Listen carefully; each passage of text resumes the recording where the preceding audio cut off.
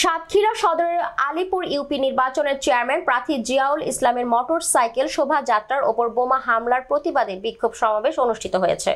বিস্তারিত সাতক্ষীরা থেকে নিজস্ব প্রতিনিধি আব্দুল ওয়াহাবের পাঠানো তথ্যচিত্রে। আগামী 28 এপ্রিল অনুষ্ঠিত হবে 7 নং আলীপুর ইউনিয়ন পরিষদ নির্বাচন। এই নির্বাচনের চেয়ারম্যান প্রার্থী রয়েছেন 3 জন। আনারস প্রতীকে শামসুজ্জামান, মোটরসাইকেল প্রতীকে জিয়াউল ইসলাম এবং বর্তমান চেয়ারম্যান আব্দুর রউফ ঘোড়া প্রতীক নিয়ে নেমেছেন ভোট যুদ্ধে। এর মধ্যে আব্দুর রউফ ও জিয়াউল ইসলাম নির্বাচনী মাঠ চষে বেড়াচ্ছেন। এদিকে গত সোমবার রাতে জিয়াউল ইসলামের নির্বাচনী মোটরসাইকেল বহরে ঘটেছে বোমা হামলা।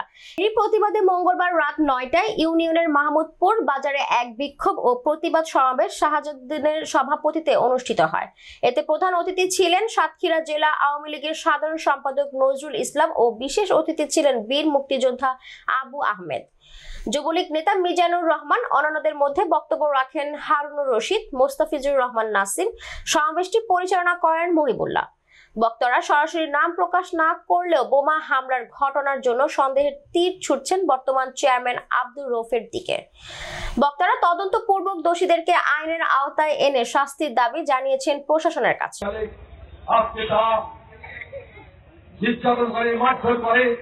বাইকে ডেকে নিয়ে আসতে অন্যের জমি দখল করে এমন ঘটনা তো আপনারা জানেন।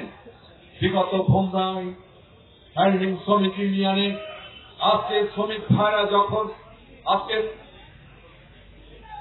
এই রউফ সাহেবের বিরুদ্ধে তার ফ্যাক্টরি যখন ভোট দেয়, আপনারা জানেন 7, 8, 9 নম্বর ওয়ার্ডের মানুষ ওই শ্রমিক ভাইরা আজকে ওই ইউনিয়ন পরিষদ থেকে কোনো সেবা পায়নি, তারা কোনো জন্মসদক পায়নি। আপনারা জানেন একটা চাকরিতে গেলে একটা সন্তান প্রসব হলে যে আজকে আমার আইডেন্টি, আমার যেটা আমার নাগরিক অধিকার, আজকে সে ফিরোজা আমাদের মাঝে আজকের এই বিক্ষোভ সমাবেশের প্রধান অতিথি আমাদের প্রিয় নেতা সাতক্ষীরা জেলা আওয়ামী লীগের বিপ্লবী সাধারণ সম্পাদক, জেলা পরিষদের বারবার নির্বাচিত চেয়ারম্যান, জনগণিত জনতা আওয়াজ মোহাম্মদ আমাদের মাঝে উপস্থিত রয়েছেন।